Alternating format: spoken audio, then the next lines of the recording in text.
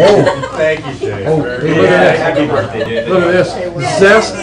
Zesty nacho. Hey. Hey, maybe my it kind does of have some kale. taste. Zesty nacho kale chips. Wow. Okay, I will call this meeting of Sunny County Commissioners order for Tuesday, June 26, 2018. Please join me in the pledge. Pledge allegiance To the flag of the United States of America and to the republic for which it stands, one nation under God, indivisible, with liberty and justice for all. Please join me in a short prayer. Heavenly Father, we ask for your wisdom today as we deliberate issues. We ask that you in a special way protect those who are protecting our freedoms and their families. We ask all this through your Son. Amen. Roll call, please. Commissioner Kirschner? Here. Commissioner Stacy? Here. Commissioner Cummings? I am here. Okay, so I will accept the motion to approve the digital audio video recording of the previous board session that was held June 19th. So moved. Second. Okay, roll call, please. Commissioner Cummings? Yes. Commissioner Stacy? Yes. Commissioner Kirschner? Yes. Old, anything to add to the agenda, Commissioners? I'd like to provide a brief update from the Northwest Ohio meeting yesterday. I want to touch a little bit on parking and master planning, pop-up art, and then I have some comments for public comment. Okay, Commissioner Stacy, why don't you begin with the update from yesterday? Okay, the Northwest Ohio Commissioners and Engineers meeting was in Sandusky County yesterday, and just a little bit of information on the legislative side from our CCAO representatives present. They reported, of course, as we know, we're waiting on the final signature of the governor on the voting equipment reimbursement. That's House Bill 325, 114 million. Which includes some reimbursements for the counties who had to already purchase equipment because of failed equipment, etc.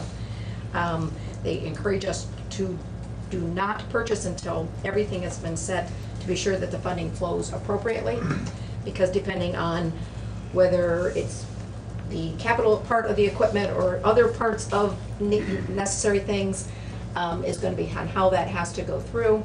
So it says, it's been a 5 to 6 year effort, but please don't do anything until we get all that explanation. And I imagine the Board of Elections will be coming to us with what that's going to be, and what part of it is fixed cost and hard assets. So that will make a difference. And they said there are some options, 6 vendors and basically 3 different types of machines. But there'll be, so they'll have to present what they're most interested in and pros and cons, and we'll have to weigh that out. The cybersecurity, Ohio is getting $55 million committed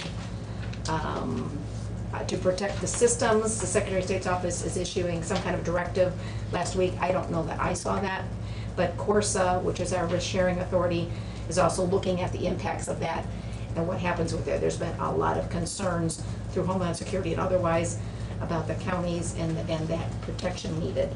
Part of that comes into play if you talk about elections equipment and the connections directly with Secretary of State's office, and that would ease. Some counties apparently don't do it that way, so that is why they brought up the cybersecurity.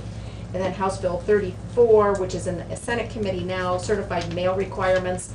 So that's a small win, something we really weren't watching for from CCAO perspective, but it entails that we don't need to have, if there's been an appropriate email, that some things that used to have to send certified mail maybe will not have to happen anymore. I think Board of Revisions, Julie, that might be something that plays into that a little bit.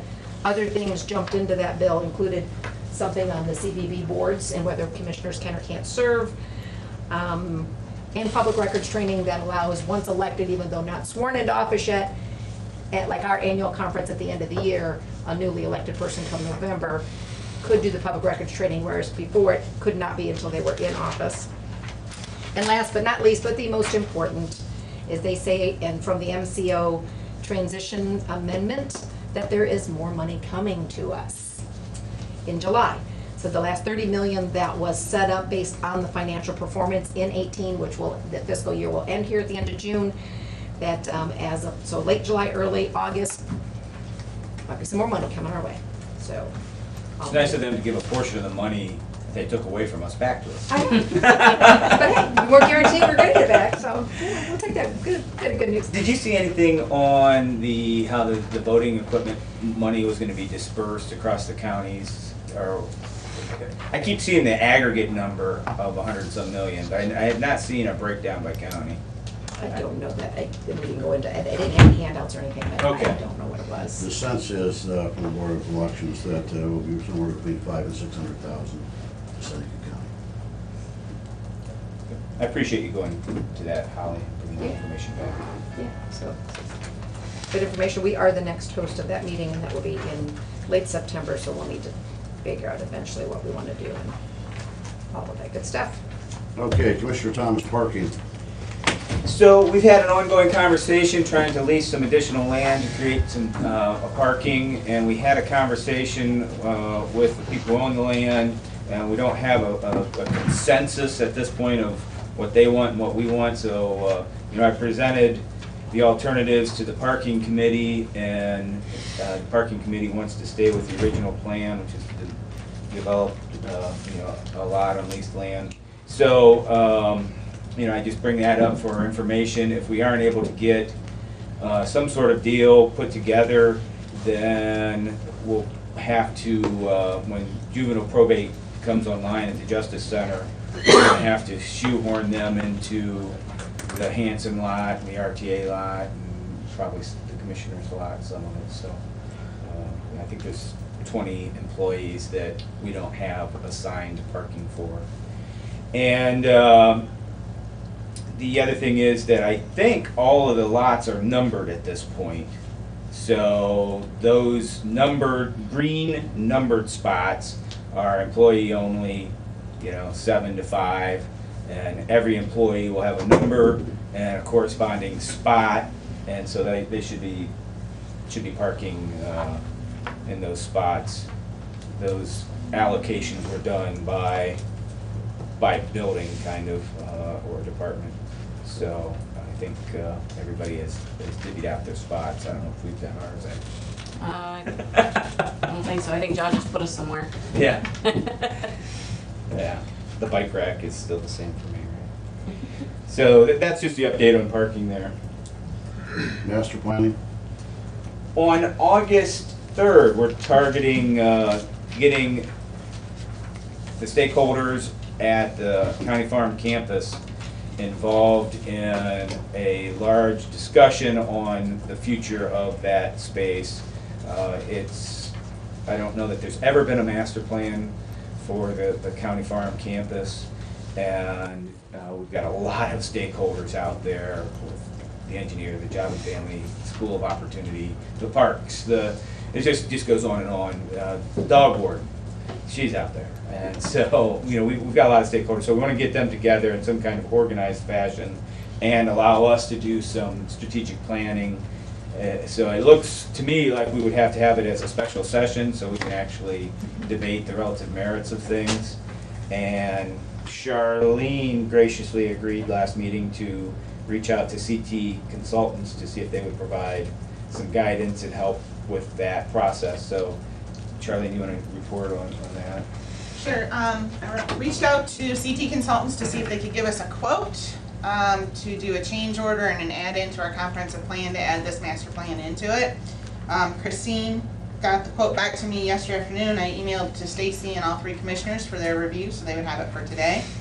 The finalization is based on the services, and the phase 1 they could include participating in a conference call before the meeting to discuss the meeting agenda, preparation, all the things you have to do, plus some aerial photos and mapping of the area. They agreed to bring meeting materials and prepare them as they had stated in their first part. They can attend 1 meeting with approximately 25 to 30 participants, so that's taking into consideration who all would take part in the county farm planning.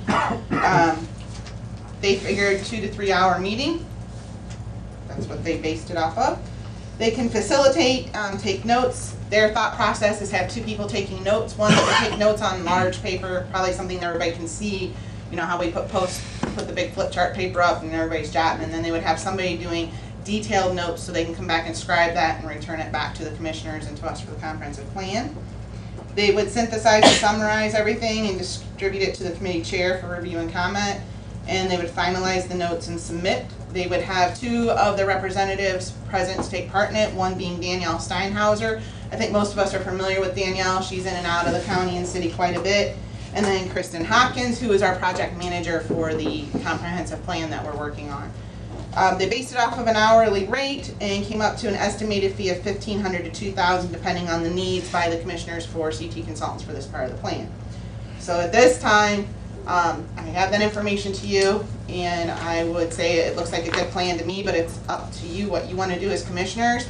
If you agree to do this, then we can do the change order in the comprehensive plan and sign off, and we will just need your commitment to $2,000, the maximum amount. Would you invoice us, or how would we actually do that mechanically? Would we I pay can them invoice- directly, or I can invoice you for it. would, I don't know how the money would handle. I would have to say that you probably have to set a resolution that says you're gonna do it, and then Stacy has to Money in place. put money in place, then I can invoice you for it, Okay. if that's what you want to do, but Yeah. again, that's up to the commissioners. I just got your quote, and we can add it in if that's what you choose to do. How'd the doodle poll look for the 3rd? Pretty good so far, everybody's responded. I think everyone missing maybe 3 people. Okay, good. So, Good information, thank you for getting that. Appears to be a really good rate. I know we started talking about this last meeting, so Commissioner Kirschner wasn't here, so I don't know if you're interested in finding out more about thoughts with that, or you have done that, Mike, but like I said, I appreciate you getting that information as quickly as you did, and I think that's obviously a real reasonable rate Yeah. for getting it done. Like I said, we've got limited staff, and it's an outside party right. gathering that stuff, so that's good. And it's a first step.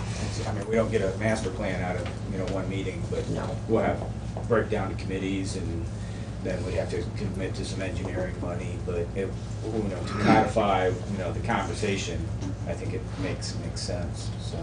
Well, I think it ought to be part and parcel of our strategic plan as opposed to the comprehensive land use plan, because it is a separate issue for us to deal with. So I would like to see, I would like to contract with them, but I think we ought to contract directly as commissioners so that they answer to us when we have questions regarding that as part of our long-term strategic plan, as opposed to part of the comprehensive plan. And it's not meant to be part of the comprehensive plan. Right. That was just the familiarity with CT. Okay, well, they mentioned it was an add-on to the comprehensive plan. I don't think it was to be an add-on to that. We plan. could add, that was what the thought process initially was, so we can add it as an add-on, or we can do it separately, whatever you guys want to do. I just want to distinguish as part of our strategic plan Yeah. and not part of the comprehensive plan. Yeah. There's gonna be some overlap with the parks and a few other things that are going on out there, so it makes sense to have the same firm be involved, because there's gonna be some institutional knowledge. I'd make a motion to approve up to $2,000 to get CT locked into August 3rd. I will second that, and then with the discussion being that we, maybe put it out on paper so we know kind of she's got what they will do, but in terms of how we see things flowing, like you said, there'll be additional meetings, Yeah. who the players are, and that kind of information in front of us, but I do support that in the fact that I don't think it should be lumped in with the land or comprehensive plan either. I'd like it to be separate. My only concern is I haven't seen the contract, and I don't know what, we've got the outlines and the bullet points of what it is, but until such time as I receive an actual contract for this work, I don't know that we know what we're approving. She gave us a scope of work. Yeah, I saw that, but nothing is from the company, it was from Chardonnay, nothing from the company that says these are the things we can do. Can we do this just as giving direction to go ahead and get that formal paperwork together and then go handle it once we have Yeah, we that? don't want their schedule to fill up and we want to lock Yeah, people so in they that know day. that we're generally interested in, so I don't want to quote motion or what you want to do, but. I would like to pass the motion, and then, everything's subject to our review, obviously. Okay. Yeah. So, we need to read it after we pass it. huh? Okay, motion's on the floor. Commissioner Thomas? Yes. Commissioner Stacy? Yes. Commissioner Kirschner? No. Okay, you had a public statement you wanted to make, Commissioner Thomas? No, I wanted to talk about pop-up art. There was some question about some pop-up art on the courthouse square, and it popped up and it didn't pop down. And so I guess we just need to talk about whether or not, you know, that's our position, that we want, if pop-up art happens, are we okay with it happening, and as long as it pops down at some time? I don't know if that's a term, but. So, and the question was just asked of me, and I just wanna make sure that we talked about it. Talking about the sweaters on the horses, so. Yeah, I guess I'm not sure where it all originated from and so forth, but my understanding of pop-up boutiques and pop-up those things is it's for a short period of time and then it's down. And, you know, I think obviously this popping up in public spaces, if, I don't know who gets to decide that, that's fine, but Yeah. don't know that it should be long-term. Yeah. Or I think They're it takes looking away, tired. the effect of it being kind of a draw impact to it, and other, you know, it's like putting up a warning sign or a construction sign or something like that. If, once it's up for extended period of time, people will learn to just start to ignore them, and then it's not effective when you need them. So, old philosophy, but true. Yeah. So just, that's my thought on pop-up So art. generally, if there's pop-up art, we're open to that as long as it comes off at some point? Or is it a buildings and grounds I just don't know, I'm just asking. For some clarity. The short answer is the pop-up art that's there is tired. Yeah, it's been up for That's quite the a short while, answer. so. What are we talking about? The horses on, in front of the Justice Center. Washington Street. Washington They have Street. sweaters on them. You know, I think I that don't- ought to be just like we. Are those the city, on the city sidewalk? Do you know, Mayor? Not to put you on the spot. I don't know if those are on I would this. assume it's in the public right of way if they're horses. Okay. No. Yeah, I don't know the answer to that. Well, I think any signs or any art that's on county property needs to go through the same process that we have when people want to use the courthouse lawn, or if they want to use county property for anything else, they need to have permission in advance, otherwise it could be chaos. So if it is county property, then I would say that we need to make certain that proper applications are filed and proper approvals are received. If it's city property, I'm not sure what the procedure is there, but if it's county property, that's what I would like to see. And the sidewalk's our responsibility, right? Yeah. Cleaning it, Yeah. taking. Don't know about the horse fish. Yeah, I don't think it's any comment on pro or con, it's just comment on there Yeah. has to be some Yeah, approval so- process. Sure. So there Makes was a sense. discussion about this issue, and I know Commissioner Stacy, or Commissioner Holly Stacy and I had a conversation about this a number of months ago. The issue of the yarn bombs, in this case, particular form, is the name of this particular form of pop-up art. And it was not something we initiated, it was as far as the downtown revitalization efforts, the Main Street program.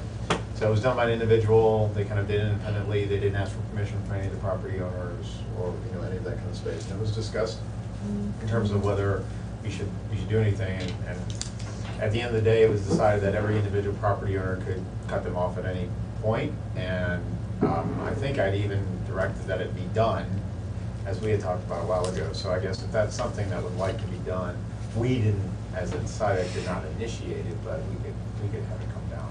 So we haven't condoned it, we haven't given permission for it, we became aware of it, because it was not just at the county public space, it was another public space, so. Okay. Hasn't been an issue for a while, but it's not something we monitor, but. For the record, I like it, but. Okay, so we do have a scheduled bid open here at 10:15, let's get to that, please. For the raised pavement. Raised pavement marker. I do only have one. Pass around a sign-in sheet.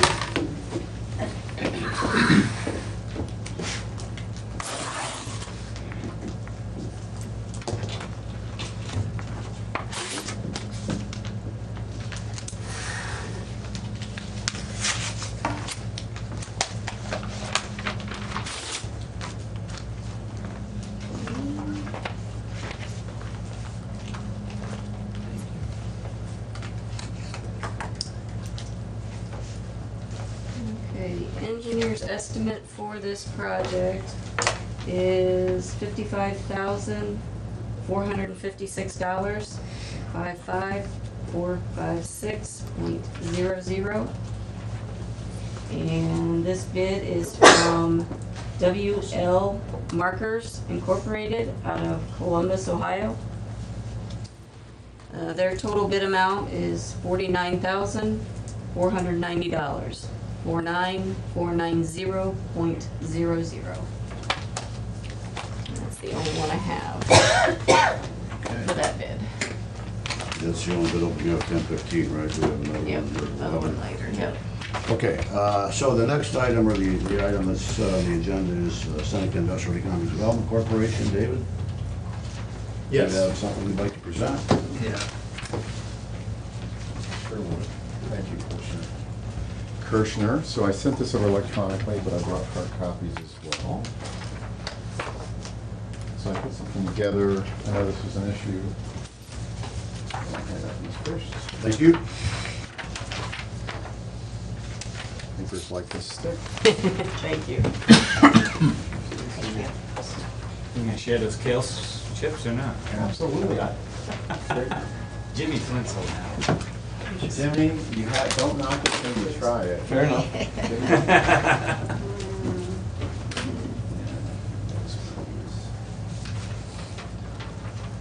And then I also, so that was something I put together this morning. A lot of stuff going on last night. And then this is something I included. It's kind of a, I'll quickly go through this.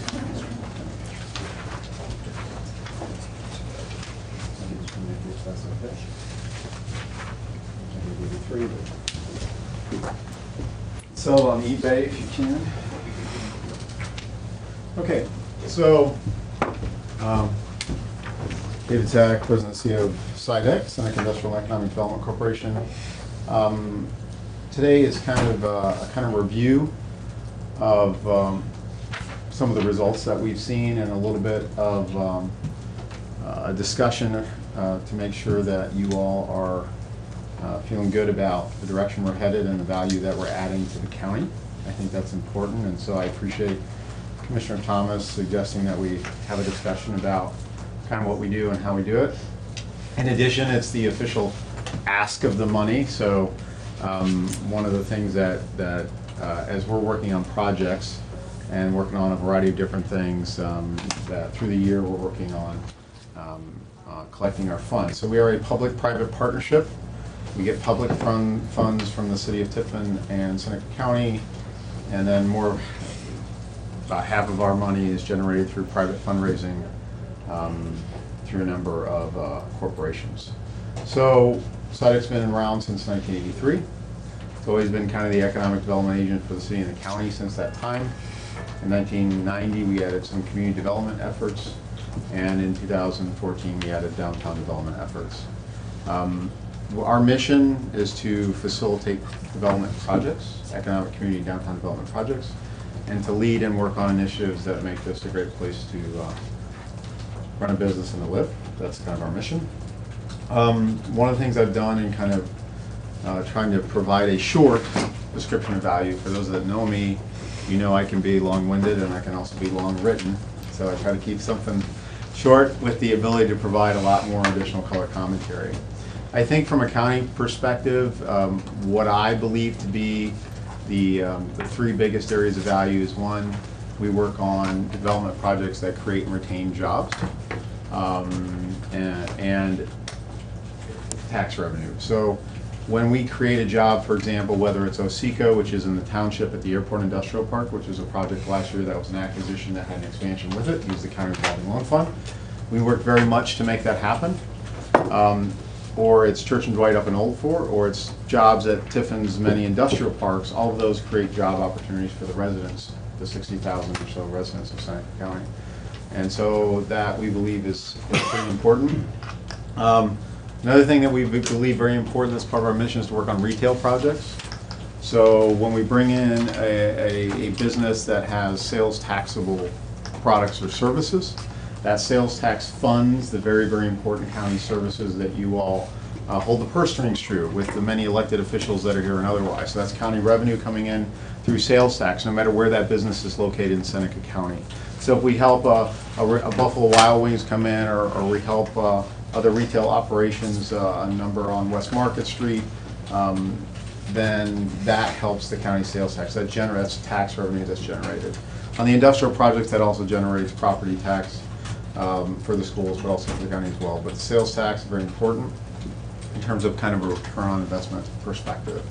And then lastly, when we're working with educational institutions like the universities, when we're working on healthcare projects, when we're working on infrastructure and community development and agribusiness projects, those have a variety of different benefits that help the entire county. So that's what we believe is to be, from a project standpoint, a lot of the value add.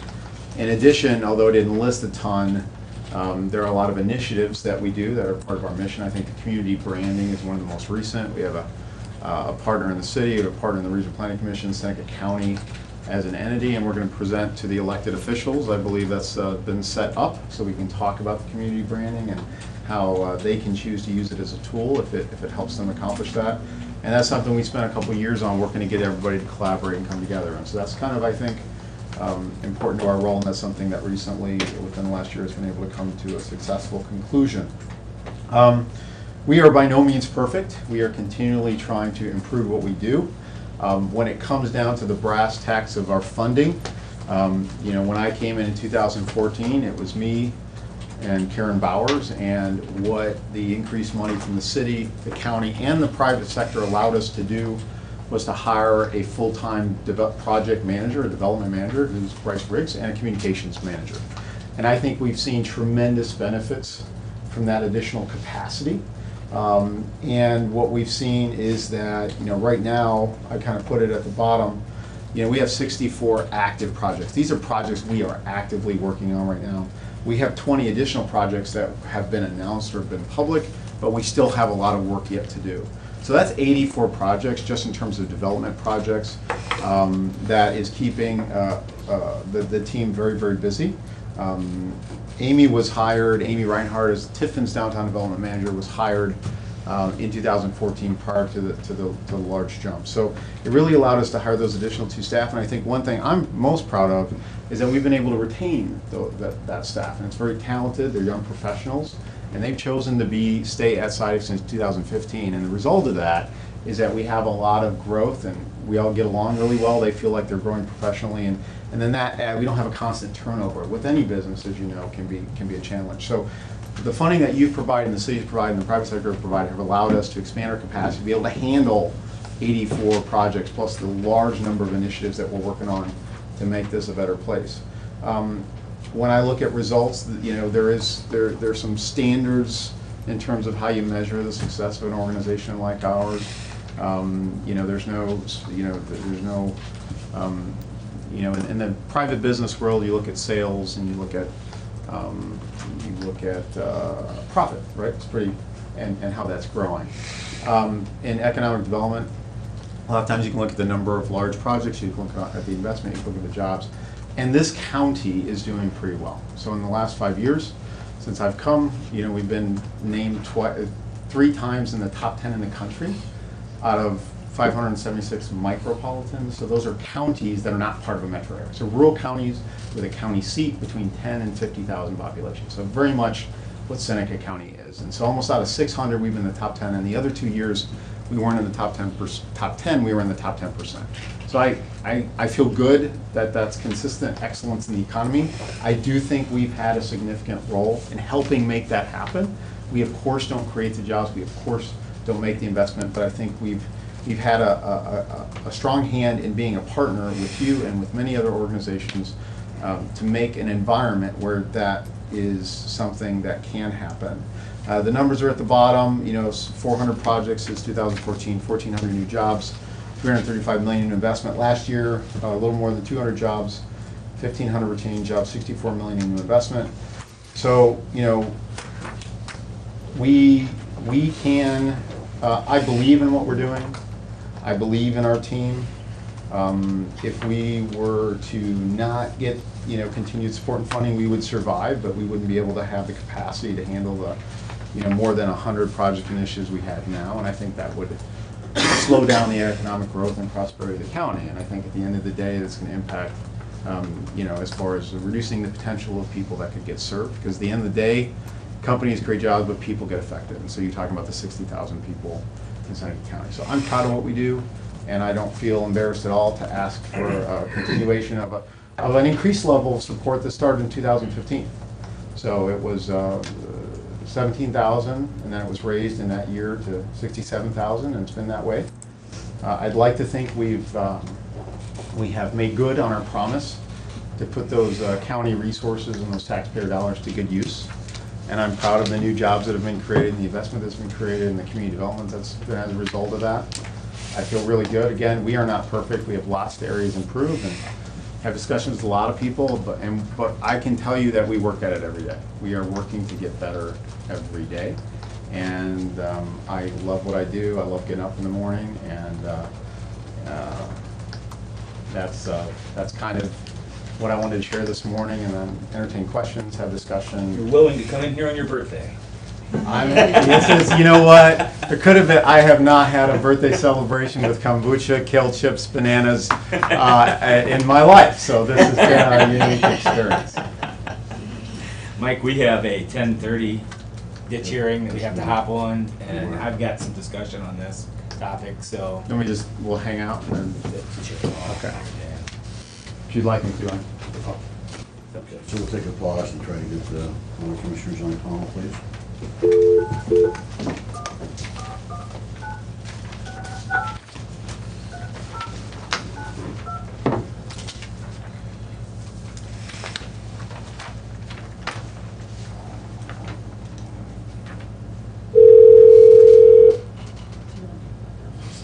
Huron County Commissioners, this is Valerie. How may I help you?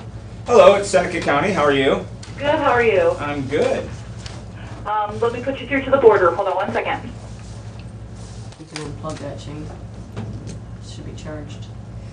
Battery powered? Yes. Oh, you can move it down.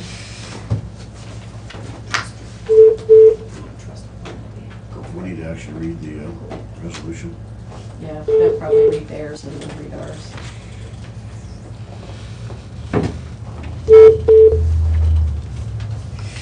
And we can second each other's motion for each Good other. morning.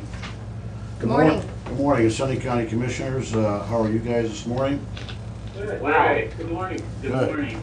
We are all present, Commissioner Thomas, Commissioner Stacy, and Commissioner Kirchner.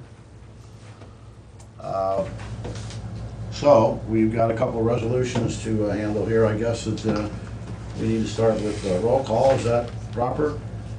Sounds good to me. All right, we'll do roll call here. Commissioner Kirschner, Here. Commissioner Stacy, Here. Commissioner Thomas, Here.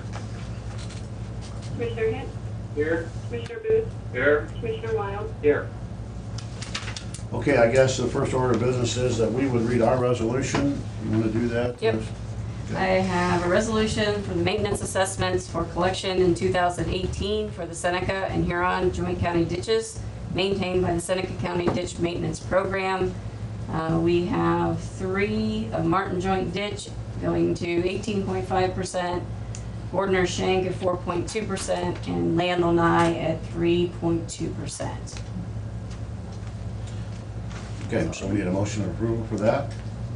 This is recommended by our Soil and Soil Water. and Water, our Conservation District, so I will make that motion. Second? Yeah, can I get a second maybe from somebody here? Sure. Second. All right, Commissioner Wild. okay, thank you, Commissioner. Roll call here, please. Commissioner Thomas, Yes. Commissioner Stacy, Yes. Commissioner Kirschner, Yes. Vicky, roll call. Commissioner Wild, Yes. Commissioner Booth, Yes. Commissioner Hint. Yes. Okay, you want us to do our resolution now? Please. Okay, we have resolution HSJD 18-01 in the matter of maintenance assessment for 2018 for the Huron and Seneca Joint County ditches maintained by the Huron County Ditch Maintenance Program. Whereas the Huron Soil and Water Conservation District administers the Huron County Ditch Maintenance Program by agreement with the Board of Huron County Commissioners and the Huron County Engineer. Whereas the 2018 ditch maintenance inspection report indicates certain work needed to maintain the ditches on the maintenance program. Whereas the Huron Soil and Water Conservation District as recommended to the joint board of Huron County and Seneca County Commissioners that the following assessments be collected to fund maintenance work needed in 2018. The Central Turner, number 104, 11-920, 10%. Stackman Stockmaster, number 108, 11-780, 5%. And Megason Creek, number 147, 11-970, 5%. Now therefore be it resolved that the joint board of Huron and Seneca County Commissioners are in agreement with these provisions, and that the assessments be certified to the Huron and Seneca County auditors to be collected on the 2019 property tax. Is there a motion? Yes, this is Commissioner Hens.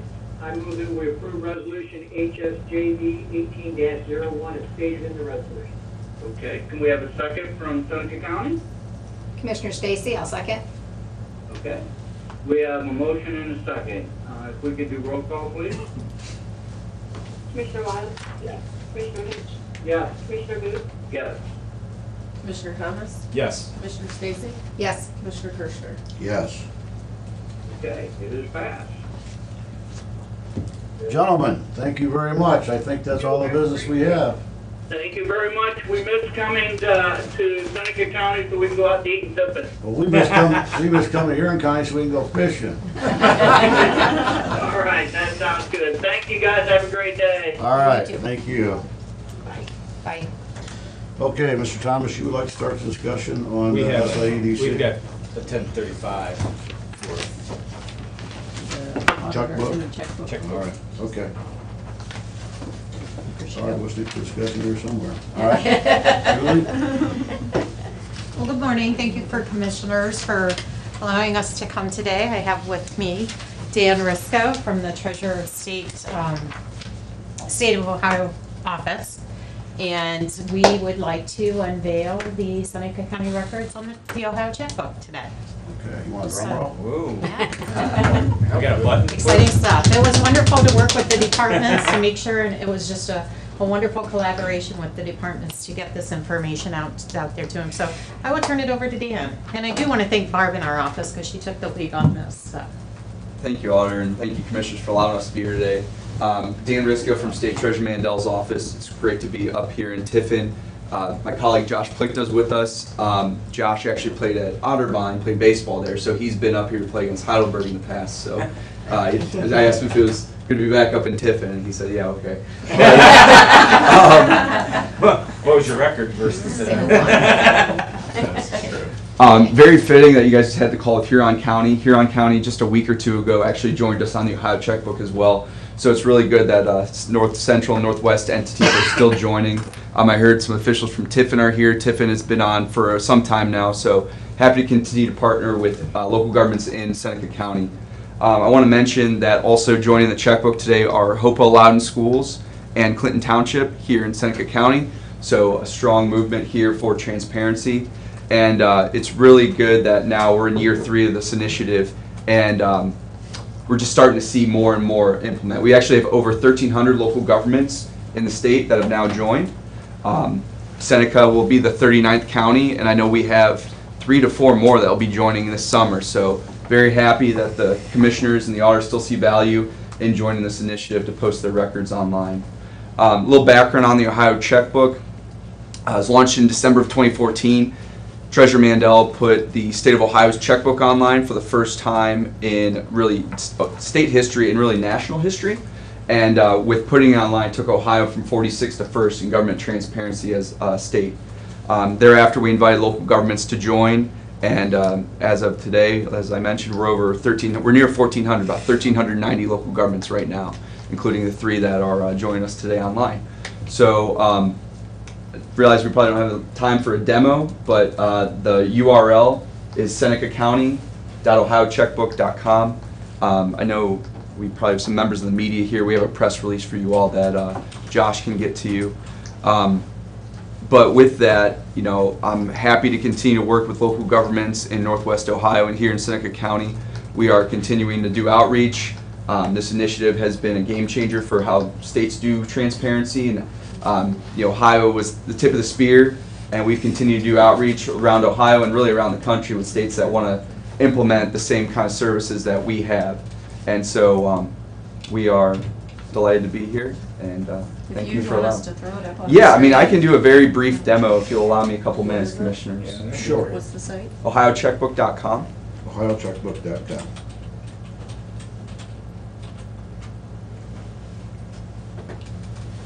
Great.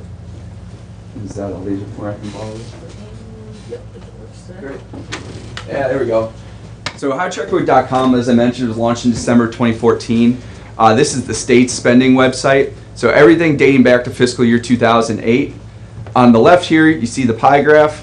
That's displaying fiscal 2018 spending. On the right side here, I don't know what it's doing. I don't know why it keeps doing that. all right. On the right, you can see the bar graph year over year. If you scroll down at the bottom, Is it our pointer going goofy? oh, that might be it. I'm sorry. No, I don't know. No, I think I don't I think know. you're right. Seems like every time you use Yeah. the pointer, it. All right, if you want to scroll down, there we go. We broke down the largest expense types and the highest paid companies. So the reason we were able to do, oh, thank you. Yep. The reason we were able to do this is because the state of Ohio, all the departments and agencies operate under the same accounting system. And so when we set out to do this, we actually had access to all the information, being that we are one of those state agencies, and this is all public record anyways. So the biggest thing that we added to these records is a Google-style search bar. So if you scroll up there at the top, we can use the search bar to search for any agency, any fund, any expense type, what have you. If you want to type in TRANS, as in Department of Transportation, there you go. And you can see here, just like Google, it populates all the different search results that come with those characters. So you see Department of Transportation here, but you also see all the vendors. And if it were to continue to load, you'd see some of the other search queues that would pop up. So if you want to just click on Department of Transportation really quick, we'll do a quick intro into that. But what we did was we took all the different state spending, the categories that they were in, and we just made it interactive. So whereas before this was all available in static PDFs, Excel sheets, what have you, we just took it all and used technology. So just like how you would use your phone to look up a flight, book a hotel, look up a movie time, you're able to do that now with state spending here in Ohio. And I'm happy to report we've maintained the #1 ranking nationally since launching OhioCheckbook.com, in large part because of the state's being checkbook being interactive, and because you can access certain features on here you can in other states, but also because of local government partnerships like what we're doing here today in Seneca County. So very grateful to be here, and thank you guys for that. If this won't load, then we can kind of jump to the Seneca County site really quick, and then we'll wrap up. If you go to that Local Gov and Schools tab, you might need to stop the loading real quick. Yeah. Why don't you try refreshing really quick? All right. So Local Governments and Schools tab, this is where you can find all the local government sites. So anybody here in Seneca County, Cuyahoga County, Athens County, you can find it on here now. As I mentioned, we have 1,300 local governments we're working with. Just over 1,000 are currently online. And as you can see there, if you type in Seneca County and click, it'll bring up their checkbook. I just want to mention before you click into it, if you scroll down, you can actually see the full list of everybody that is online. So if you're curious about a township, village, or maybe where your family lives or a different part of the state, you can check on here by just typing in that search bar or scrolling through. OhioCheckbook.com is available at no cost to every local government in the state. So if they are a state entity, a local government entity, and they have public spending, we're able to offer them an Ohio Checkbook website at no cost. So townships, villages, schools, counties, port authorities, libraries, park districts, if they're an entity that wants to be more transparent, we are available to help them put their finances online. So if you want to go ahead and click Seneca County, you might have to click the bubble that pops up there. There you go, view checkbook.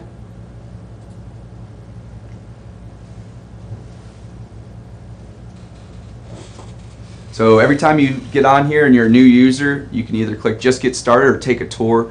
The tour is kind of a guide to show you how to use the site, so new users won't be lost clicking into it. It's pretty self-explanatory anyways, but it's good just to have that. On the left side here, if you want to click this, for views, the auditors chose to put in a couple of different default views for you if you're curious about these questions. But also, if you want to click this filters here, this is kind of the tools that you have to show the data and different information. So you can see here we're looking at $287 million in spending over these 3 years. And over to the right here we have the different breakdowns by department. So all this is interactive. So if you want to scroll back up, click on that construction tab there. So now we're going to be looking at just construction spending. So that's great. So if you scroll over to 2017 here, you can see that about $10 million in spending was spent that year. And that's great, but what does that show you? So on this broken down by tab, we can actually change the view from department to vendor. If you scroll down, vendor name. And now we're looking at the vendors. And so if you want to know more about that spending, that big chunk of spending right here, all you have to do is click. And you can see the larger chunk of spending comparatively. And then if you scroll down, if you scroll down, you can see the actual check ledger. So if you want to click on any one of those line items there, you'll actually get the check image. Yep, any one of these right here. Yeah, view check details.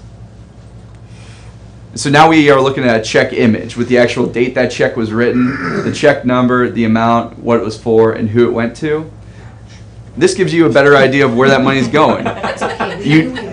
Exactly, and that's what I mean. It's great to come to a commissioners meeting and hear it, but to actually be able to see it and then see the fruits of your labors out there, I think it gives the community a better sense of where their money went, and also lets them know that public projects are, cost money and go towards the better will of the community. So you can see every transaction has a check image on here with these pieces of information.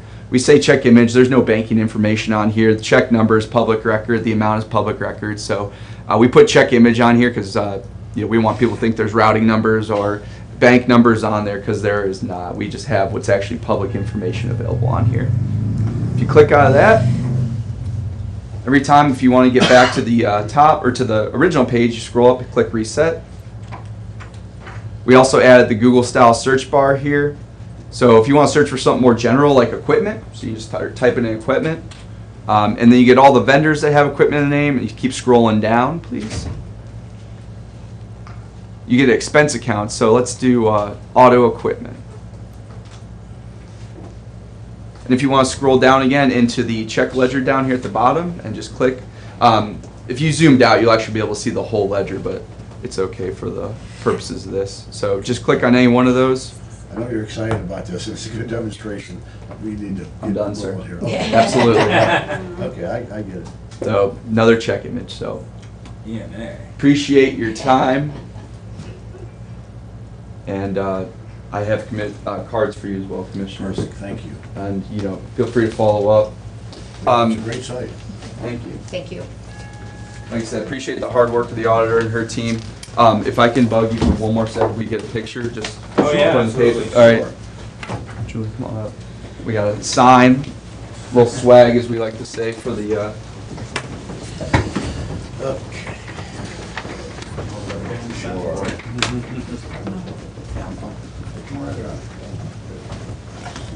Julie.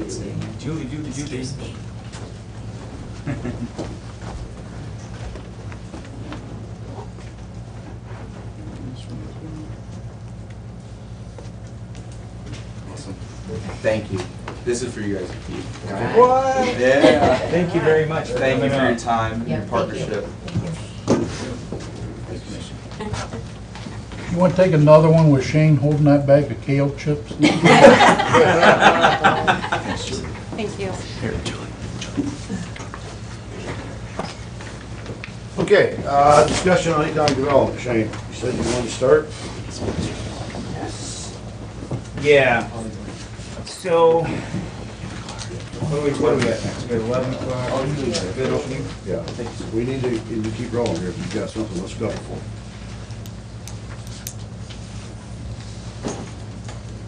So, David and I have had, an ongoing conversation about scope. And it started a year ago on a bike ride. We rode through Eden Township and started talking about what the scope should be, could be. And then we sat down again this year and talked about what the scope should be for economic development for the county.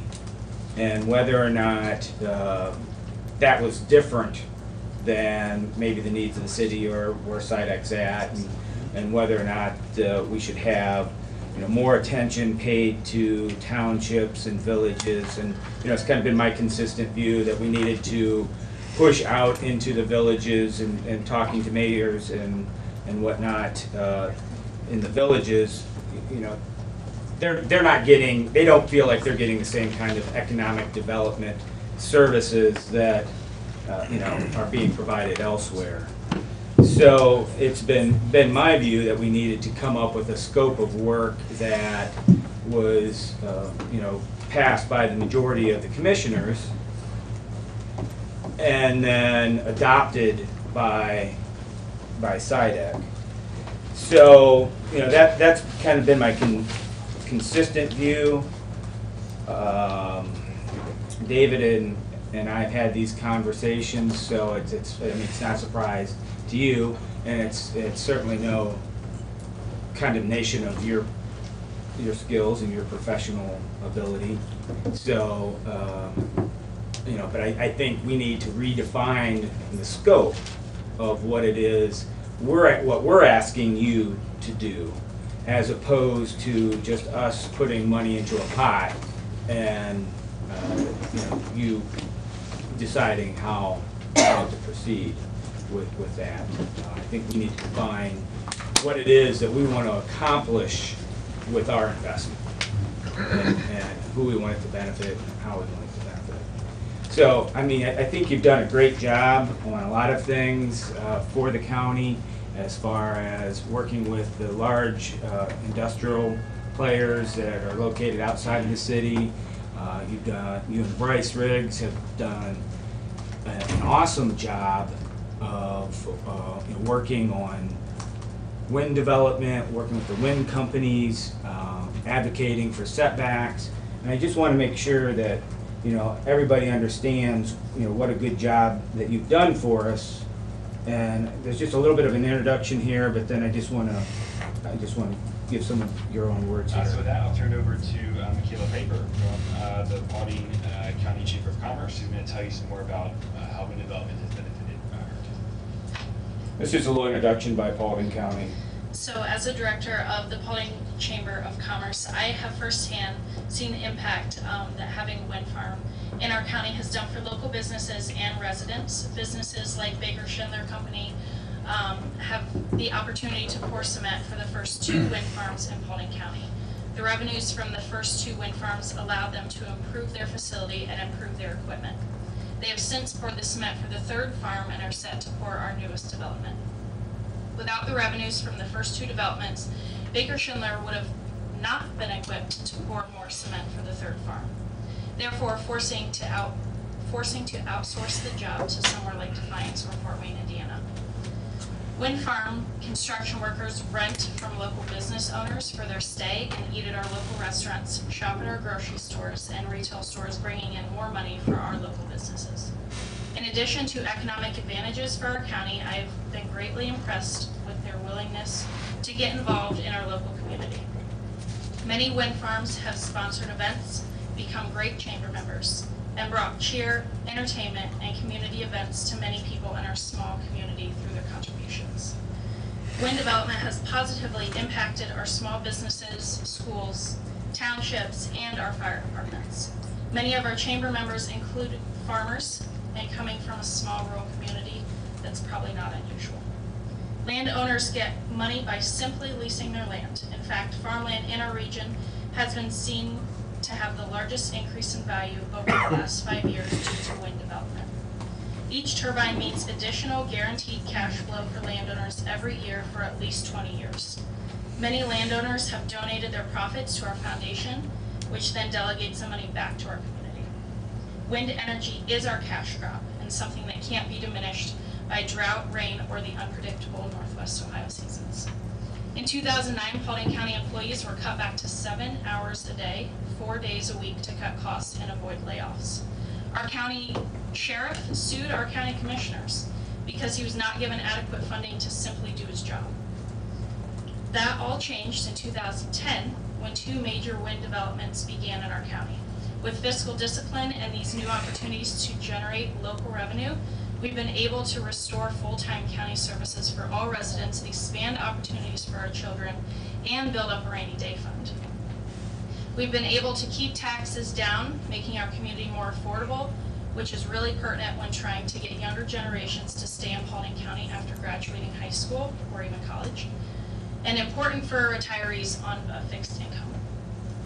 One may say that the value of a residential property has gone down if there's a turbine nearby.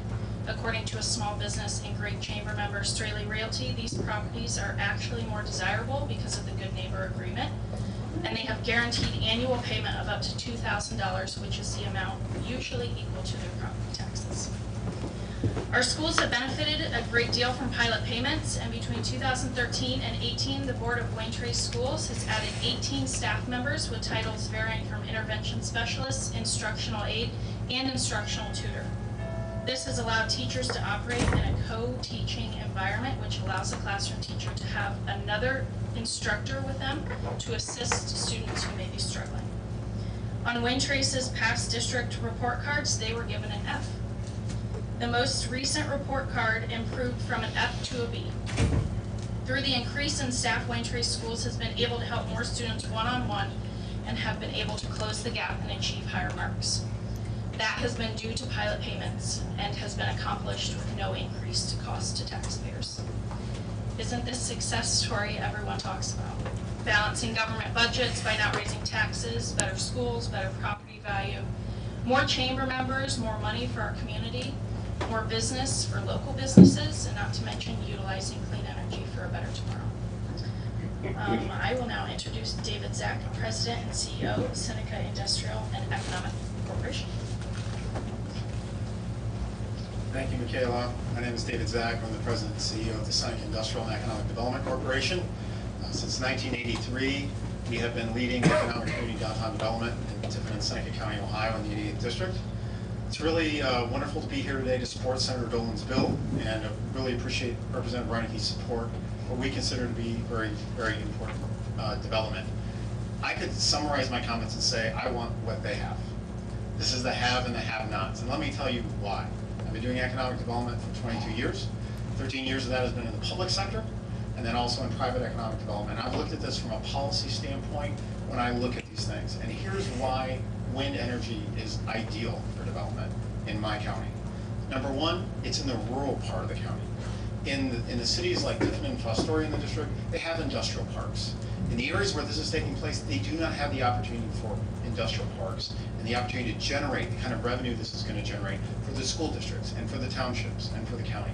And we're talking in terms of direct, indirect, and induced benefit, $120 million over 30 years. In addition to that, you'll have 12 permanent jobs on site making $18 to $50 an hour, and uses no local services. I have a commitment, which I've never had in my entire history and career of economic development, a project and a company that guarantees to stay somewhere for 30 years. And in addition to that, school districts and other entities don't have to give a tax break and an exemption. So a lot of times, in many cases, when you're dealing with a manufacturing facility, there's a tax break for 10 years, 15 years. Cash starts immediately to impact the district. And then from an economic development perspective, we know what attracts companies. It's the workforce of tomorrow. What is a better tool and a better asset to have than school districts that have the revenue to be able to do the innovative, cutting-edge kinds of activities that's really not only going to produce the workforce of tomorrow, but attract additional businesses in, so that because we have a very strong workforce development pipeline and a very strong school system. And that goes the same for the 5 townships that are involved, and the county government and the 4 districts that we have involved in our project. So we are very, very excited about this opportunity. We want what Paulding County has, and we really support Senator Dolan's bill, House Bill, or Senate Bill 238, and are excited to see it come to fruition. Thank you. And now I'd like to. So, I appreciate, you being an articulate spokesperson and being able to articulate those economic development ideas. I look at your mission statement, and it says it facilitate projects and initiatives that promote and support community, downtown, and economic development. You're spot on. So, I appreciate that effort. Where I have a challenge right now is that Seneca County, as a county, we're governed by Ohio Revised Code 307.07 as far as economic development and funding goes. And, it gives us a couple options when we do economic development. One option is, to have our own economic development. Another option is to, enter into an agreement with Ohio State Extension to use regional planning. But, all those options require us to have, some kind of scope of work and contract for expectations in exchange for the financial commitment. So, given that we're governed by that, I think it only makes sense is that, we withdraw from SIDEC as a member throwing money into the pot. And then we convene a special session of the commissioners. We decide what that scope is, what kind of scope we want for economic development. Assign a number to that, what our financial commitment could or would be, and then we open that to bid. Obviously SIDEC would be our preference. I believe in the mission of a joint economic development corporation. I think that's the best model. But we can open it up to our regional planning, Ohio State, either one of the universities, WSOS, the COG. They may want to bid on our economic development services as well. And I think we all understand that competition's good. And so I guess that's where I'm at. It allows, the Ohio Revised Code allows us to give a multi-year contract up to 3 years, I believe it is. So, that would be, that's where I would be. That's what my recommendation would be, is that we convene, have a special session, decide what economic development goals should be, and then issue a contract for qualified agencies, and then it's prepared for the 2019 budget. Okay, this is absolutely absurd. Amen. We talked about the fact that for years now, we have had cooperation and collaboration with the city of Tiffin, and cooperation and collaboration with economic development. Let me give you a little historical perspective. I have been chairman of economic development over the last 30 years a couple of times. I have never seen a situation in which the economic development area of Seneca County has been more robust, has been more professional, and has more projects in the pipeline. As David mentioned, 84 at this time. We are being extremely vindictive here. When did we turn economic development into a wind question?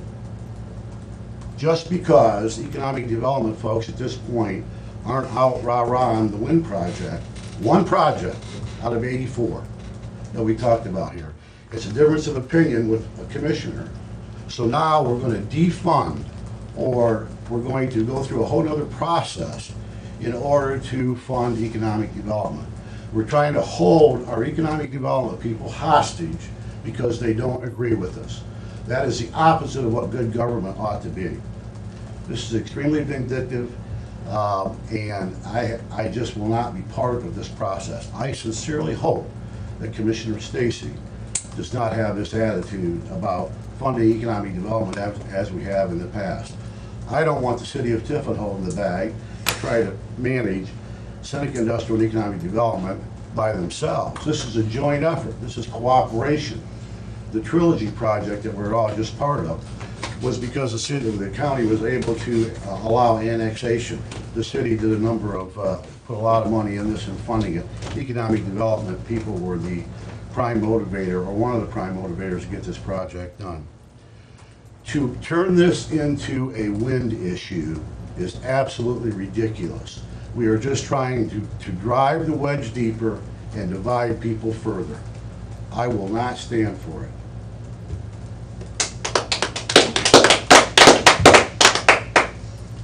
David has obviously shown support for the wind projects and has been a great asset in putting it to what his role is in economic development.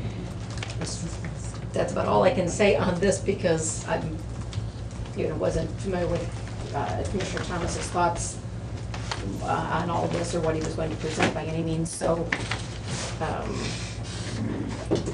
I will move that we fund Seneca Industrial Economic Development to the tune of $67,000 as we have since 2015.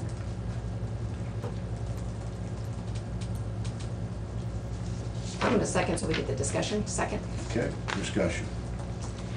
And we currently are giving them the 17 as of what you've got in our budget for 18. Yes. So the 50 that takes it to the 67 is the additional funding as David had presented it. We were asked to do and came forth, and by all means, you did show a great deal of accomplishments, and that, I'm glad that we were able to aid and help in that. And that was asked for basically for 2 years, and we did do it for 3 years. Because we can make no promises that, other than unless it's a contractual basis, and we currently don't have one. I do think what might be a valid or warranted thing for discussion is should we have some kind of a scope and things, and I don't know that you wouldn't be open to that, David. Because I have never looked into this aspect of that Shane has brought up and means, and he wasn't saying we wouldn't use SIDAC, but he's just saying these have all are done so and require a scope, so why would we not want that? We very recently had someone asking about our communications with David as economic development over the wind issue, and asking about contracts and so forth. Well, we don't have that. We haven't had that scope, so I think that might be something very valid if we're going to increase the funding to look at also kind of defining that scope a little bit, just to make sure we have that open discussion, not that you haven't been here and presented ideas to us, and not that we haven't been involved. And Commissioner Kircher sits on your board as a member, and so forth. So, and as always, as we probably stated in 15, and I think, David, whenever you started, probably about a year after I did, and I know at that point I said, let's see how things go, let's see what the plans are, and you've done that. But as mentioned, then always like as well to remember the folks on the western edge of our county in Fostoria, and we've come to aid to help them on occasion with a little bit of extra funding as well.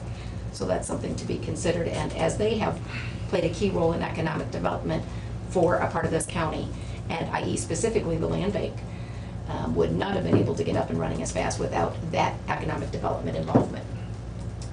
So with that said, I'm obviously not against supporting some more funding. I think there's a bit of a compromise here with what a scope might be and how we do that. So I'll leave it at that.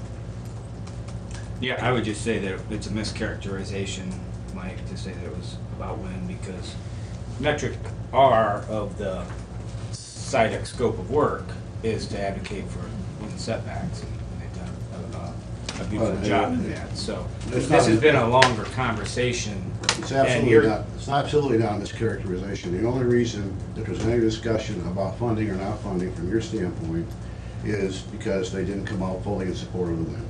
That's not true, Mike. You can't That's just what you say- said in your office. That's not true. Well, This, you know, we there's didn't chaos, fund them there's- in January. There's chaos and then there's the December. truth. The fact is, that is the truth.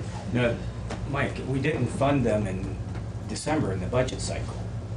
We didn't, That's because we were that's asking for happened this on more than one scope. occasion. You just don't have a history of being here. We have, on more than one occasion, funded them a lesser amount and then fully funded them later in the year. It has happened as a matter of course. Well, David as my witness, we've had very pointed conversations about what my expectations could be about servicing the townships and the villages, and that we want to incorporate something to that effect into his scope of work, and that we would work on it in 2018. So, it's 2018. I think we need to have this conversation and define what the scope of work is. I can't define that, You can't define that. We need to define that as a board and then put associated dollars with it. Not only should we, but at least my read of the Ohio Revised Code is that we have to. So, and that's where I'm at. There are a number of areas in the statutes and in the revised code that we could do things differently if we wanted to pull those out and talk about, 100 other areas. Okay, roll call, please. Commissioner Thomas? No. Commissioner Stacy? Yes. Commissioner Kirschner? Yes. Okay, we have a bid opening for the airport, tree clearing and road removal that we're a little late for. Sign in sheet.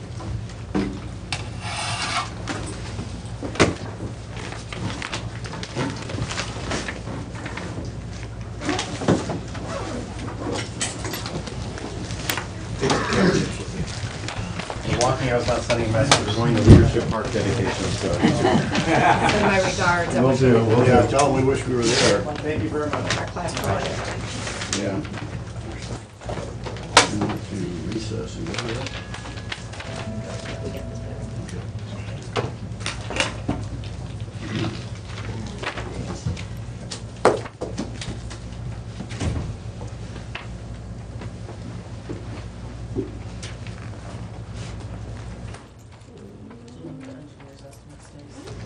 Yeah.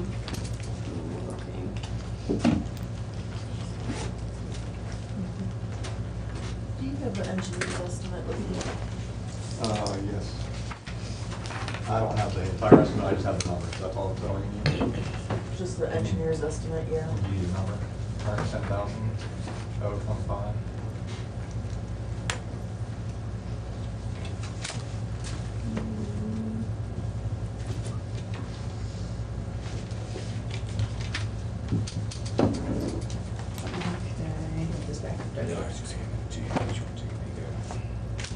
This one was for, we didn't open that one was for the other bid and it was late, so it's gotta go back. Sorry about that. It didn't come in until, what time did you say, 10:58? Yeah. And it was due at 10:15, so that bid will not be accepted for the previous bid opening. That's the paper. Yes. Yeah, I wondered why that estimate was so low. Sorry, I guess I didn't see where it said that on the front of there. Let's see.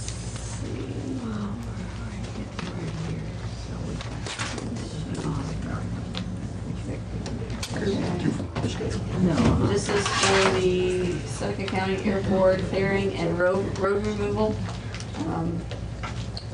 You said the estimate was, what was that again? 110,025. Yeah.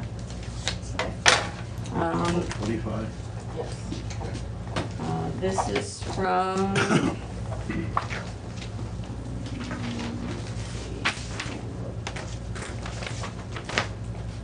Alliance Incorporated out of Oak Harbor, Ohio.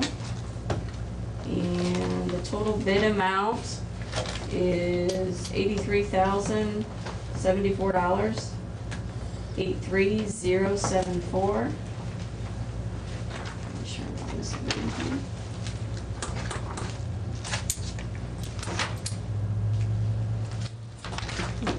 That's it.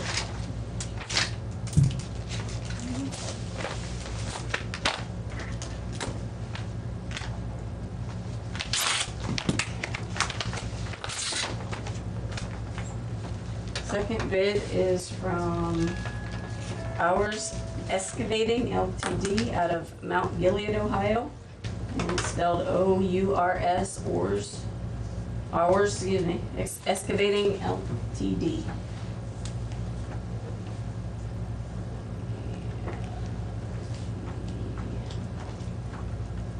Bid amount is $71,990, 71990.00.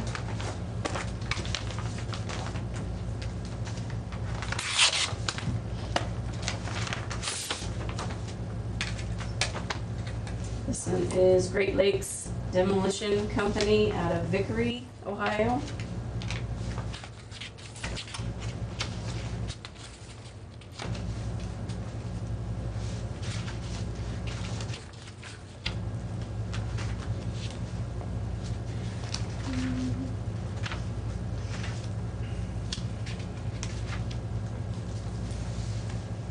Total bid amount is $66,237,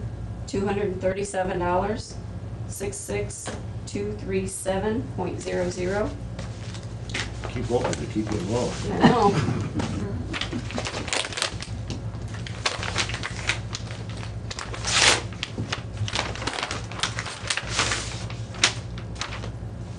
And the last one is from Allen Excavating out of Bloomville, Ohio.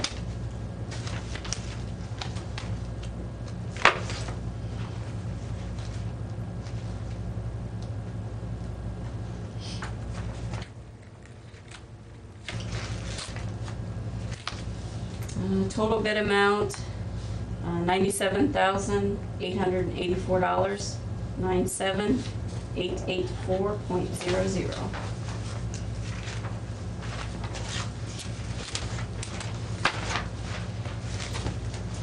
And those are all the bids I have.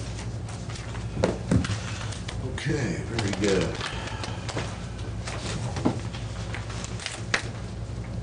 Any other discussion about those? Okay, we're moving on to the dog warden proposal, project proposal. Brad, do you have anything to add to those bids or anything? I know you're here. Good No, to see I, you. Okay, a couple of small things in the contract, but there's nothing that will affect anything. okay, good. Good morning. My birthday's in March. Like chocolate? Chocolate covered kale?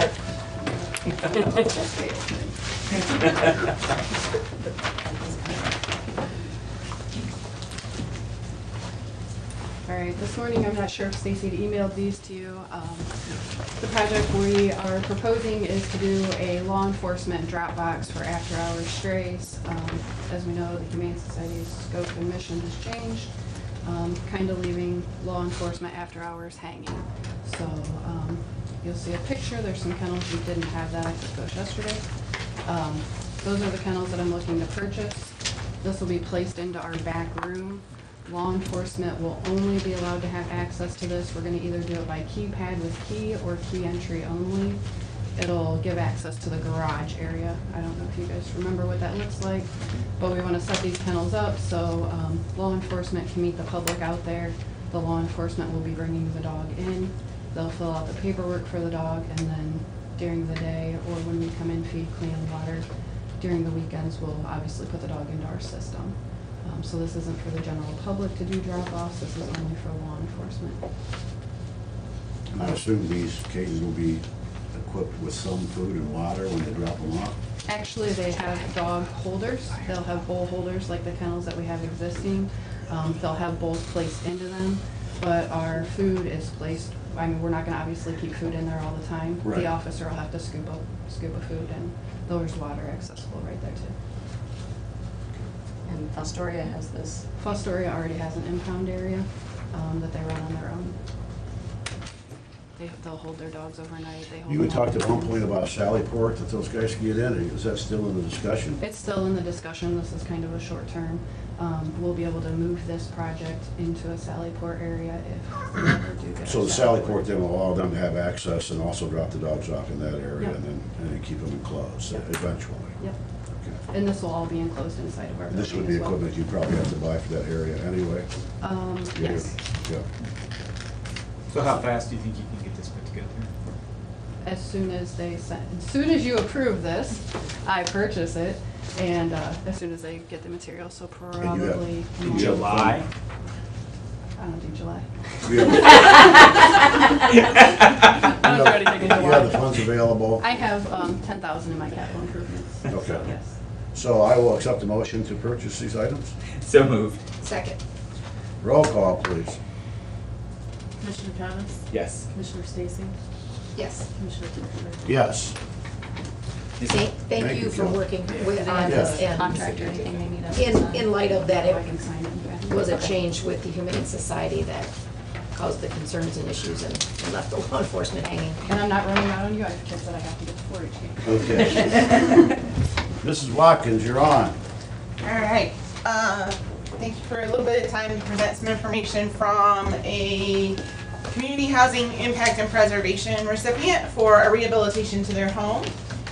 We had a gentleman who received funds to have his home rehabilitated in 2001 in the amount of $16,449.99. This gentleman passed away 2 years ago, and everything was basically left to his brother. The home was a Habitat home, and Habitat did a quick claim deed and wrote off what they were owed and gave the house outright to them, said, you don't owe us anything, we're fine. The brother has now come to us and would like to ask the commissioners to forgive the remainder of the CHIP loan in the amount of $9,320 due to the fact that he's going to sell the home. The home on the auditor's site is valued at approximately, based off of their appraisal, $40,250, and that was done in 2016. And there's a little over $1,200 in property taxes that are due on the property at this time from the family as well. The reason he's asking for the forgiveness is so that he can bury his brother's ashes and take care of the rest of the estate. That is at the discretion of the commissioners to forgive that. ODSA has stated that the commissioners can make that decision to forgive it, or you can say, no, we are not going to forgive it. He does have an offer on the home for sale at this time. Well, let me understand the situation. So the house is gonna sell for, let's say, $40,000, we don't know that, but let's say that it sells for $40,000. The CHIP loan is $9,000? That's what's due at this time. That's what's due at this time. And there is no other lien on the property. That is correct. That nets him $31,000 as an heir to this person's estate, I assume. Do we know anything more about the debts? Is there more than $31,000 that he has to assume? I mean, my point is this: if I guess I need to know a little more information. If there is $9,000 that isn't owed someone else as part of the estate, then why would we forgive it? That is at the discretion of the commissioners. I just wanted to present the information. That's all that is owed. I mean, it might change my mind if this person who passed had $30,000 worth of other debts that this guy is responsible for. I mean, I don't know that we have enough information to be able to make the decision. The information that the brother, who is the heir, gave us as the request was that he needed the funds to bury his brother, and the property taxes are all that is owed, besides burying his brother and the property taxes. Okay, so call the burial $10,000. So we're talking about, $11,000 or $12,000 in outstanding debt. I don't want to be cruel here, but if somebody borrowed money from the county, I think we owe it that they pay it back. Yeah. I told him we would present the information and make the ask for him. So that is what we are doing. And I told him it was completely the discretion of the commissioners, so. Okay, I mean, I would move to, to not waive the repayment unless there are extenuating circumstances of which we are not aware, and it could be represented, I suppose. I'm guessing we don't have to do anything if we're not going to waive it. Okay. That's correct, you do not. You still have the lien on the property. The only time you have to do anything is if you are going to forgive the balance or when they do pay off it and we do a satisfaction. Just kind of given the current housing market, I would think the odds are pretty good that the house would sell, and then property taxes can be paid up and the note can be paid up, and Okay. Thank you very much. Thank you, Shirley. Yep. Make a motion to go into executive session to discuss personnel. Are we gonna have any decisions to be made about that when we come back? Is there anything we need to inform? Well, okay, let's have open discussion rather than do that, if we can. Well, there's a motion on the floor. I don't care, we can do the other, if there's no active decision to come back. Yeah, I would think that I wouldn't wanna hold these folks up if there's any questions or anything, because we might be in there half an hour, so. We have to do our own business. Yeah, we've got the other stuff to do yet. Yes. Okay. So, I guess what's your pleasure? You want to go into executive session before we do new business? I just need that. Okay, let's do new business. Get through that. All right, I have an appropriation adjustment within the general fund. It's at the request of the sheriff. He's taking $14,896 out of his equipment into contract services. I have a supplement to the permanent appropriation to the county sewer district fund, putting $12,500 into the Bascom capital improvement fund. I have an appropriation adjustment within the general fund. This is in our safety grant lines, moving $624.63 from supplies to equipment. The one final invoice we owe is all equipment, so we had to move that over from supplies to equipment to get it paid. And I have a supplement to the permanent appropriation for the same thing. We spent $2.37. We didn't appropriate $2.37 enough. Most of it has already been recouped. Nikki's got to send out this last invoice to the state. We'll get it the final 163 total. I have a supplement to the permanent appropriation to the maintenance and repair fund, putting $80,000 into equipment. I have a supplement to the permanent appropriation to the sewer district fund, putting $3,400 into the New Regal capital improvement line. I have a resolution authorizing Seneca County Board of Commissioners to enter into an agreement contract with D.L. Smith Concrete LLC for the Village of New Regal sidewalk replacement projects to be paid with CDBG funding. I have a resolution rejecting all bids received June 19, 2018 for guardrail upgrade. This will need to be rebid. They were within the 10%? They were not. I have a resolution setting time, date, and place to receive sealed bids for the 2018 LPA guardrail installation project. This is going to be set for Tuesday, July 26th at 10:15 a.m. here at the Commissioner's office. I have a resolution setting time, date, and place to receive sealed bids for the CSB restroom upgrade project. This is on Tuesday, July, it says 24th. So I don't have a calendar, right? Well, the third. The other one you said was for the 26th. I did. Yeah. That's why So- I'm questioning it. It's the 10th, yeah, it's the 24th. It would be the 24th, Yes, so the yes. last one would be, I'll check with Lisa. I think she wants it on the Tuesday though. I don't know why she would have said the 26th. yeah, because the 26th is a Thursday. Yeah. So, yeah, I'm guessing that it should be Tuesday to the 24th. 24th is Tuesday, yes. Yep, so, Need to change that? that last one that I read to the 24th. And this one is 10:15, Tuesday, July 24th at the Commissioner's office for the CSB restroom upgrade. So July 24th. And I have a resolution authorizing the disposal of an unneeded, obsolete, or unfit county-owned property. It's a 1995 International dump truck, and it was sold on Gov Deals by the engineer for $5,100. I have a resolution appointing Stephanie Little to the Facilities Governing Board for Crossway for the unexpired term of Denny Rozier. And I have a resolution appointing Kylie Gardner as the Loss Control Coordinator for Seneca County. Tanya was the previous Loss Control Coordinator, so we needed to redo that resolution. Okay. And that's all I have. Thank you. I'll accept the motion to approve the resolutions and the appropriations. So moved. Second. Roll call, please. Commissioner Thomas? Yes. Commissioner Stacy? Yes. Commissioner Kirschner? Yes. Okay, time for public comment. Yes, sir. Rob Voska, Pleasant Township. Got a few things to say about the wind turbines. I will do anything covered by law to reduce Berkshire's tax rate. For example, on wind energy, we get a tax credit if we build a lot of wind farms.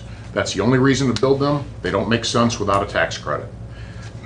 But that growth has been fueled not by consumer demand, but by billions of dollars worth of taxpayer money, according to data from Subsidy Tracker, a database maintained by Good Jobs First, a Washington, D.C. based organization that promotes corporate and government accountability and economic development and smart growth for working families.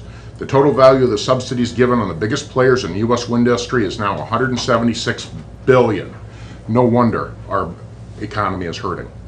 Nor does that figure include the federal money given to J.P. Morgan Bank, both of which are, and J.P. Morgan and Bank of America, both of which have a seat on AWEA's board. The two banks received federal loans guaranteed worth $1.29 trillion and $3.49 trillion respectively. When all the subsidies, loans, and loan guarantees given to the companies on AWEA's board are counted, the grand total comes to a staggering $5.1 trillion. According to Wikipedia, crony capitalism may be exhibited by favoritism in the distribution of legal permits, government grants, special tax breaks, or other forms of state interventionism. Energy companies are getting favoritism on every count. The U.S. Fish and Wildlife Service wants to give those companies permits, allowing them to legally kill bald eagles and golden eagles with their turbines for up to 30 years. The industry is getting grants, tax breaks, and loans worth billions. And thanks to federal mandates like the Clean Power Plan and the state renewable energy requirements, nearly all of which are predicated on the suspicious claim that paving vast swaths of the countryside with wind turbines is going to save us from catastrophic climate change, the industry is surfing a wave of interventionism. In a county where having a profitable business increasingly requires getting favors from the government, the U.S. wind industry is definitely a success. They do pollute. They make noise pollution, they have flashing light pollution, they've got skyline scenic view, and there's issues with wells. The wind energy industry and the government base all of their calculations on turbines enjoying a lifespan of 20 to 25 years. The study estimates that routine wear and tear will more than double the cost of electricity being produced by wind farms in the next decade.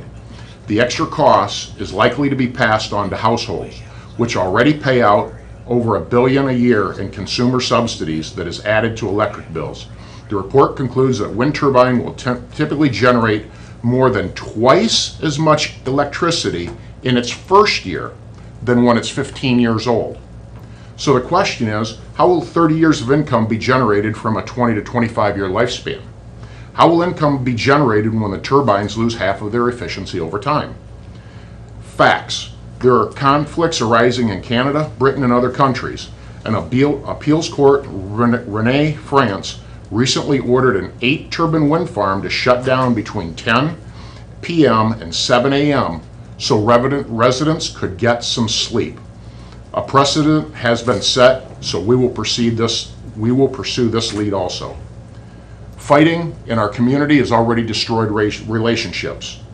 We know it's going to affect property values it has in Pleasant Township, or in Putnam County. It's affected water wells just when the electric lines went in, but nobody said anything because they're that scared because they don't want to lose their water in their home. We were invaded by the zebra mussels. Everybody was concerned. Or put another way, this is like putting tattoos in our country, in our community.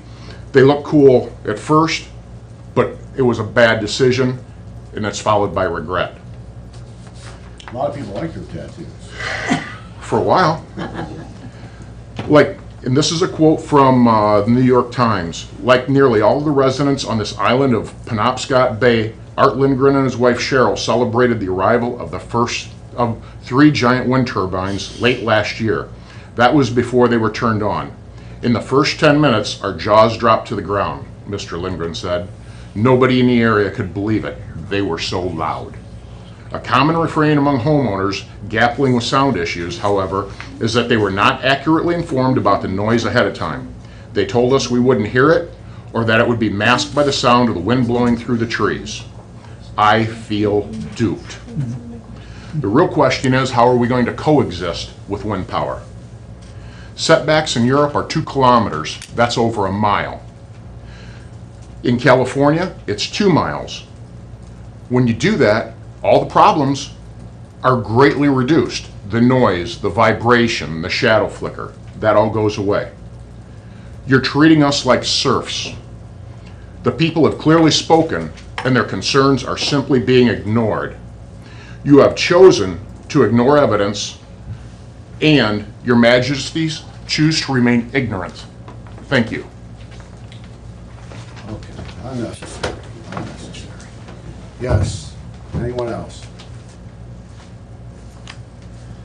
Yes. Brad. Small issue, but some of the township volunteer fire departments and so forth have stopped into the airport and asked how, because we have Lifestar base there, not Life Flight, Right. Lifestar.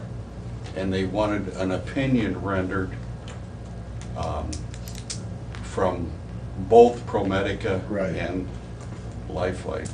I'm working on getting a written opinion, not hearsay. Right. The director of operations of the helicopter and their director of training are working with I appreciate that. 'cause a they're- written, Right. and their concern, and I'm just gonna say just their concern, I don't know what's gonna be in writing, is that more than 25% of their landings are off-site, which basically is on-site for you and I out in the field. And they're saying, Brad, we're hearing this, we're hearing that. I says, let's stop all the hearing and and I will get it to the commissioners, and that's where it needs to be. Yeah, there's a lot of conflicting data about that. So it's good. We'll get the director of operations at Lifestar, the director of operations at ProMedica to give the commissioners a written, so that it's not hearsay. And that's all, we've had numerous people asking for our opinion, but it isn't my opinion. I need to get a written from both of them. Thank you. I want Ken Majors to be involved in that conversation, because he's our authority. So he should get the information to Well, us. you get the information, and you can. I need to pass it on. let the director of flight operations at ProMedica and I just ask make sure we're asking the right questions, because Ken has already done a lot of research on this. I just want to make sure that we're all asking the same questions, because sometimes we're getting different answers, but different questions are being asked. So I just want to make sure that we're asking the same question. So I'd like Ken to be involved in that. He is our expert that we rely on. Yeah. I mean, I think the question is very clear. Well, wind Well, turbines how anyway, close and what are the picking restrictions up from emergency the folks. And we've gotten I mean, we've gotten that information. You have written information? Yes, we do. So that's why I'm just saying to make sure that we circle Ken into the conversation. Yeah, that's why we want to try to get as fast as possible. I mean, sometimes there's a blurry line between opinion and fact. So let's try to get as much fact as we can. So if you already have it from Lifestar? We do. From Life Flight. Life Flight. Life Flight? Life Flight. From the director of operations? Or the hospital, or I at haven't least? checked my emails. Okay. But that's why I'm saying, so there's not a third answer out there. But let's get to one What's the answer. matter with three answers? I think three answers is good. Okay. Any other public comment? Hearing none, I will accept the motion to go into executive session. So moved. Second. We don't expect to have any additional information, but who does? What's the executive session for? Personnel. Personnel, I'm sorry. Yes. That's a